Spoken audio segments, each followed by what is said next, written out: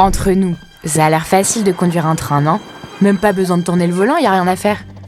Rien à faire, vraiment ? Depuis sa cabine, le conducteur est responsable de la régularité et de la ponctualité, mais aussi de la sécurité des voyageurs et même de leur confort. Oui, tout ça. Autant dire qu'il n'a pas le temps de s'ennuyer. Et sa mission commence bien avant votre départ. 1 heure plus tôt, le conducteur passe tout en revue. Quel train il va conduire, quelle ligne il va emprunter, quelles sont les conditions météo, à quelles perturbations il peut avoir affaire. Bref, les jours et les nuits de service ont beau se suivre, ce n'est jamais le même train-train quotidien. Une fois qu'il a fait le point, place aux vérifications techniques. Des dispositifs de sécurité aux freins, le matériel est scrupuleusement contrôlé avant le départ. On vous l'a dit, la sécurité avant tout. Tout est OK ? Alors, attention au départ. Pendant le voyage, le conducteur régule la vitesse, ouvre et ferme les portes, informe les voyageurs.